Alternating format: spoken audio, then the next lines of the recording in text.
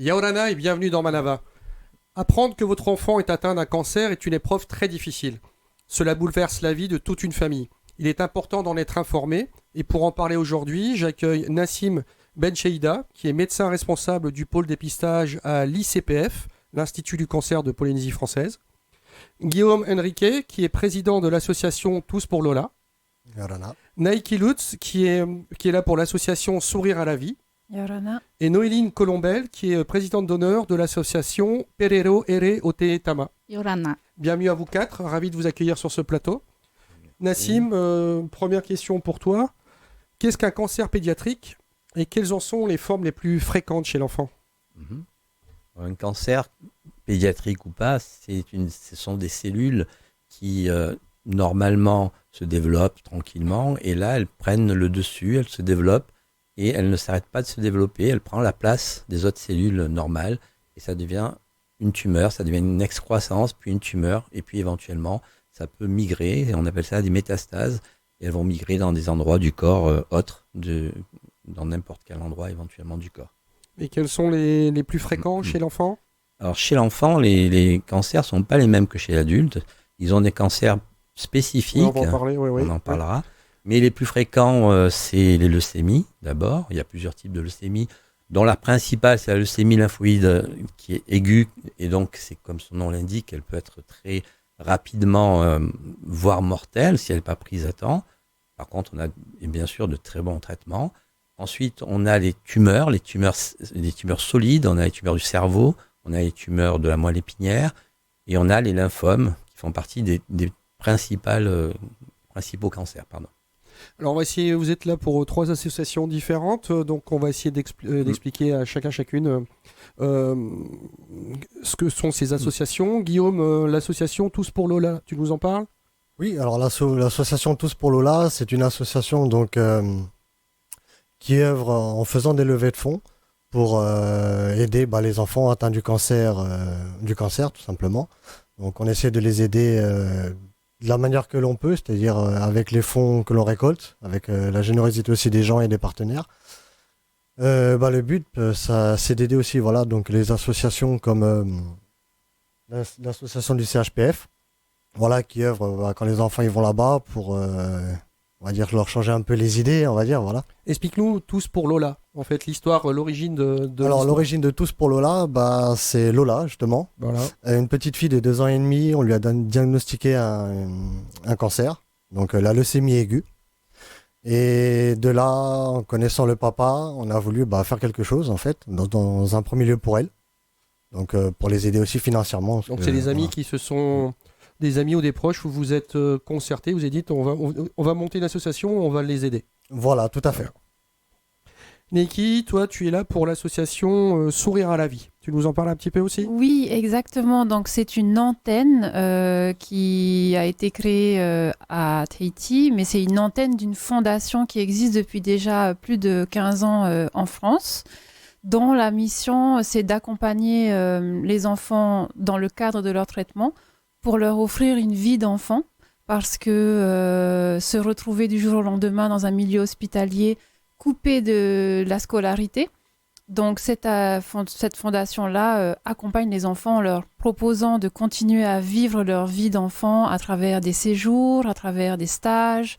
Vous voulez faire en sorte que les enfants restent des enfants. Exactement, oui, c'est ça. Et Noéline, là tu nous parles de l'association Perero Ere Ote Mama.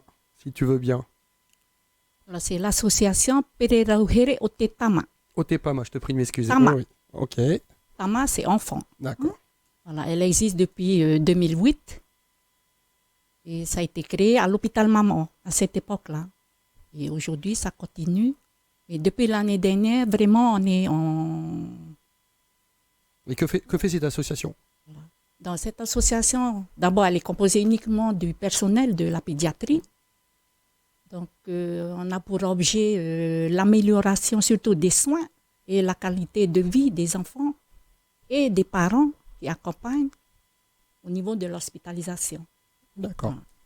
Alors donc, on voit qui fait quoi maintenant. Nassim, comment sont diagnostiqués les différents cancers pour les enfants et quels sont les signes ou les alertes ?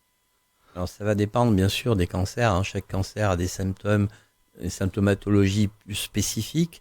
Alors c'est sûr qu'il faut toujours, il y a des signes d'alerte, on va dire. Pour les tumeurs un peu solides, des cancers du cerveau, ça va être des maux de tête, bien sûr.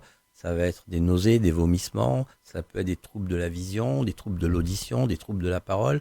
Ça, c'est plus pour les cancers vraiment cérébraux. Ensuite, pour tout ce qui est tumeur du sang, cancer du sang, on aura de l'anémie, de la pâleur. On va avoir des nausées, des vomissements, des troubles digestifs. On peut avoir aussi des problèmes sanguins, des hémorragies. On peut avoir des hématomes qui arrivent spontanément, par exemple. Et pour les douleurs, les cancers des os, par exemple, on va avoir des douleurs. On peut avoir des paralysies, des parésies au niveau des membres. Ça va être un peu plus compliqué parce que, alors, on va dire, si on est sur des enfants qui verbalisent déjà les choses, bon, ils peuvent expliquer quand ils ont mal. Mais quand on est sur des bébés qui, eux, ne peuvent pas verbaliser, comment est-ce qu'on peut déceler tout ça? Tout à fait. Donc, pour les tumeurs cérébrales, ça va être des gonflements. On va avoir une tête qui est un peu plus, qui va Il va y avoir gonfler. une réaction physique, ça va se voir. Voilà. D'accord. Et puis des troubles justement de l'alimentation, par exemple, hein, ils vont avoir des nausées, des vomissements, des choses comme ça. On a des symptômes effectivement en fonction du cancer un peu spécifique, des ganglions par exemple qui vont apparaître. Si c'est pour tout ce qui est lymphome, on va avoir des ganglions, ce qui n'est pas normal chez un enfant. On peut avoir une fièvre qui est inexpliquée ou qu'on ne comprend pas trop. Oui, l'enfant va avoir des réactions qui peuvent être différentes de celles de la réaction normale et auquel cas on va vers un spécialiste. Naiki, tu sais comment se fait l'annonce de la maladie aux parents? S'il y a un process particulier, puisque on va dire on touche aux enfants, donc il y a une notion émotionnelle qui doit être très large aussi. Oui, moi j'ai le point de vue de la sœur, parce que c'est mon petit frère qui a été touché par une leucémie à l'âge de 3 ans.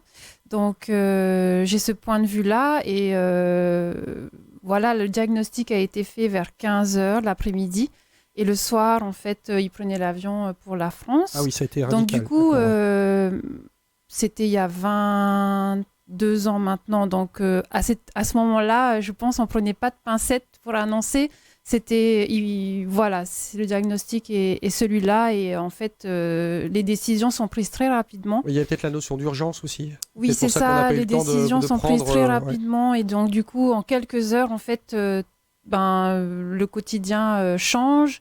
Et ils ont été pris en charge tout de suite. Donc l'annonce de la maladie, moi j'y étais pas pour y assister, mais en tout cas je pense que dans le milieu médical, je pense que les personnes sont très conscientes que ce sont des choses importantes, donc ils le font avec beaucoup de conscience, avec beaucoup d'empathie et beaucoup de cœur. Donc l'annonce se fait comme elle doit se faire. Elle se fait, donc on va en parler aux parents d'abord. J'imagine. Bien sûr. Et ensuite, il faut en parler à l'enfant et avec un vocabulaire adapté à son âge.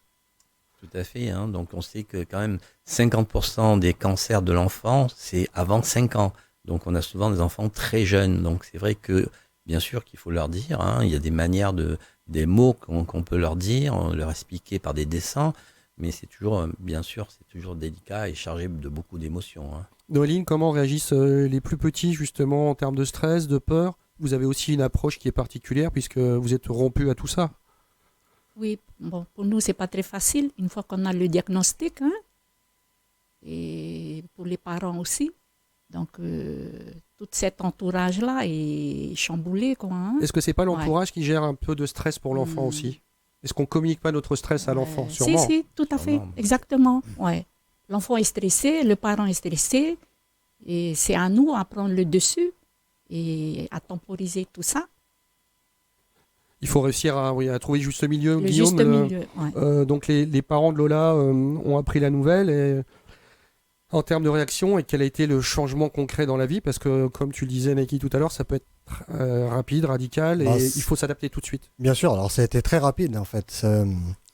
Lola, c'était une petite fille, voilà, très joyeuse et énergétique en fait. Jamais ils auraient pensé ça.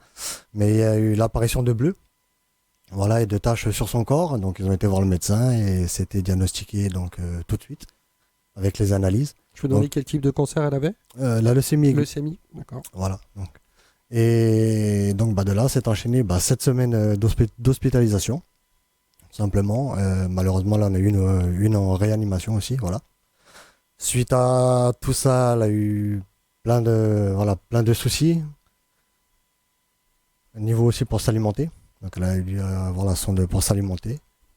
Et les parents, c'est un changement brutal en fait. Parce qu'il y a des jours à poser pour le travail, ils vont plus travailler. Donc, clairement, on prend la nouvelle, on la digère comme on peut. Et après, derrière, surtout, c'est qu'au-delà de la tristesse, on doit surtout s'organiser, se mettre en place parce qu'il y a quelqu'un dont on doit s'occuper. Exactement, ouais, et nos enfants passent avant tout. En fait, voilà. En tant que parents, comme on dit, c'est notre priorité.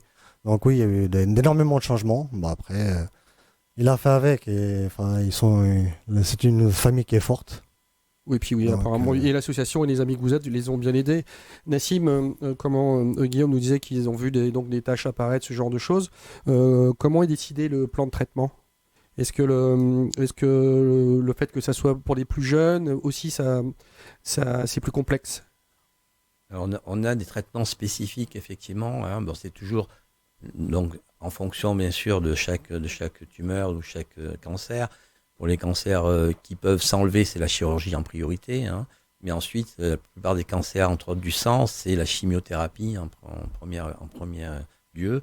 Et il faut savoir qu'on a quand même 80% de très bons résultats, de guérison à 5 ans. Donc, ce qui est quand même aujourd'hui énorme, ce qui n'était pas le cas il y a quelques années sur les leucémies aiguës, comme on dit. Oui, j'ai vu la progression des chiffres, on avance en qualité de traitement. Tout à fait. Après, on a la radiothérapie pour certains sarcomes, pour certaines autres tumeurs.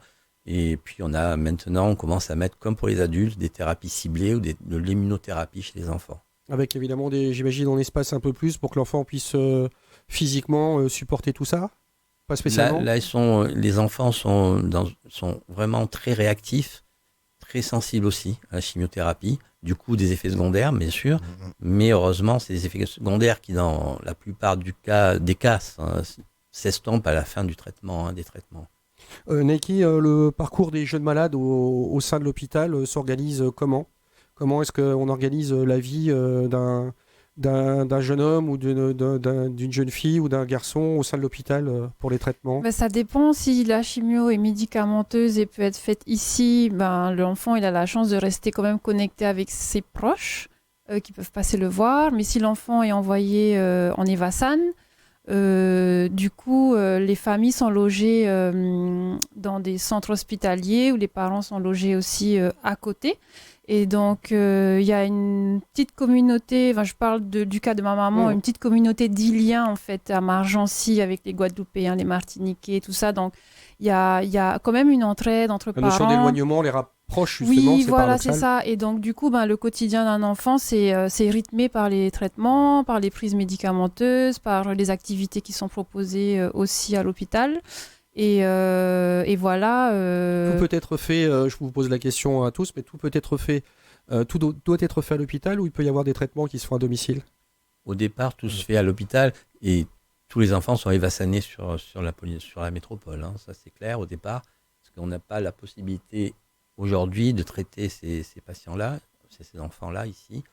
Par contre, le suivi, oui, se fait bien sûr ici. Donc d'accord, les enfants vont faire le traitement en France et reviennent ici et ensuite vous faites le suivi. Pareil, il peut être fait à l'hôpital ou à domicile en fonction de la gravité de leur maladie. Tout à fait. D'accord. Noline, est-ce que les enfants te posent des questions ? Est-ce qu'ils doivent s'interroger obligatoirement ? Et quels sont leurs types de questions qui vont se poser, qui vont vous poser et comment vous y répondez-vous ? C'est comme tout enfant, ça pose beaucoup de questions. Donc, souvent, on est confronté à ça. Mais il faut leur répondre simplement. Ne pas trop entrer dans les détails de la maladie, mais leur dire que tu as une maladie très grave. Ça se soigne, ça se guérit. Pour le moment, tu vas partir en Evasan, tu vas partir en France et tu reviendras. Voilà. Toi, tu dis qu'il faut répondre à leurs questions. Il ne faut pas les laisser dans l'interrogation, il faut qu'ils puissent avoir des réponses. Oui, voilà. Sans entrer dans les détails. Voilà. Parce qu'ils le sentent. Ils ne sont pas bien. Madame, j'ai mal à la tête, j'ai froid. Qu'est-ce qu'on va me faire? Qu'est-ce que tu fais? Parce que ce sont les questions légitimes pour les enfants. On a les mêmes en étant adultes. Mais pas seulement les enfants, les parents aussi. Qu'est-ce qu'on fait à mon enfant? Oui, il faut vous gérer les deux côtés. Donc, on gère les deux côtés. Voilà. Et ça va de pair avec les médecins. Nassim, est-ce qu'il y a une... Alors, je ne vais pas dire une aide psy, mais est-ce qu'on peut aider aussi les parents à passer ce cap, parce qu'il faut le passer pour ensuite aller dans l'action.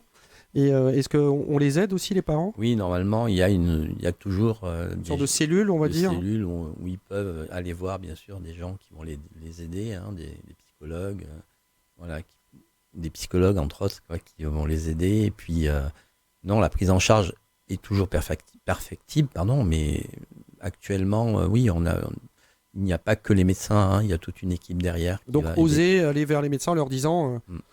J'ai plein de questions, j'ai plein d'un soutien émotionnel, un soutien psychologique, j'ai besoin de réponses. Et puis après, ils se tournent vers les médecins et vous allez les orienter vers une cellule. C'est ce qui se fait aussi au sein de l'hôpital. Voilà, tout à fait. Ouais. Et surtout pour les parents qui partent, c'est la première fois. Donc ils sont perdus. Donc il y a l'association Atotruyana qui aide beaucoup les personnes qui partent en Evasan. Hein. Donc, on les dirige aussi vers cet organisme pour on va en parler les un petit aider. Peu, ouais. Mais en plus, les associations que vous représentez sont là justement aussi pour aider, Guillaume. C'est la question que j'allais te poser, mais je vous poserai à vous aussi, mesdames. C'est que les amis ont fait bloc autour des parents. Et qu'est-ce que vous leur avez amené de l'extérieur? Du moins du soutien. Du soutien, parce que c'est toujours un peu compliqué. Et derrière, c'est de sensibiliser aussi beaucoup de personnes. Enfin, fait personnel, moi je suis papa de 3 enfants qui sont en bonne santé. Mais voilà, quand on a appris pour Lola, ça m'a touché énormément. Donc j'ai pas attendu d'être touché par cette cochonnerie, on va parler proprement, pour m'y intéresser.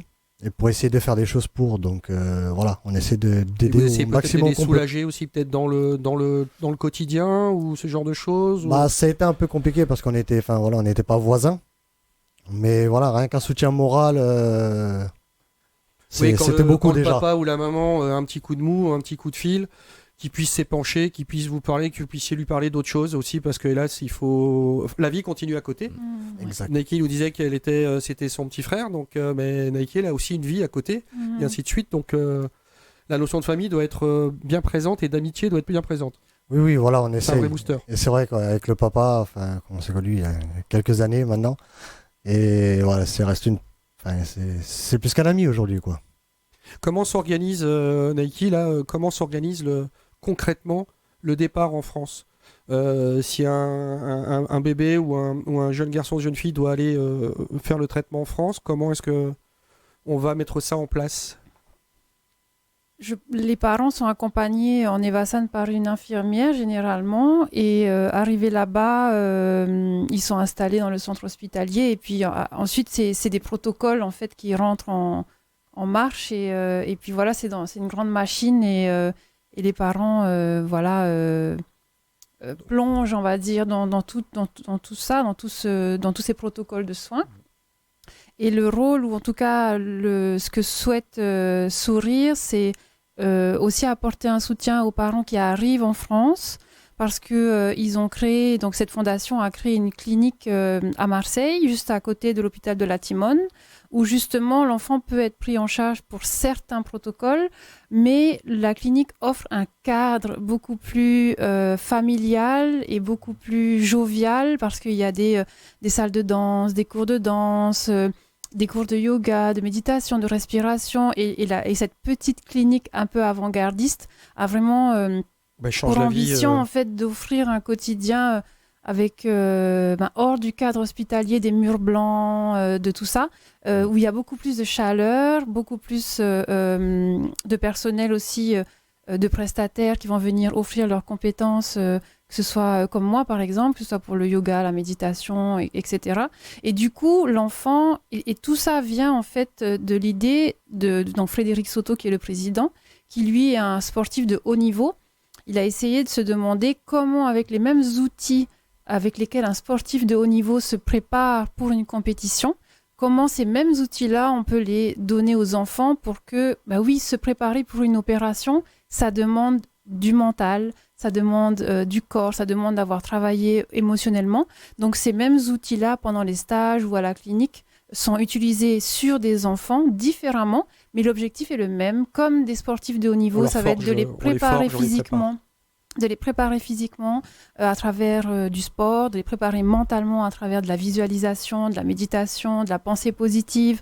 Et donc tout ça, le but, c'est de les préparer à, par exemple, une opération ou un traitement un peu plus difficile.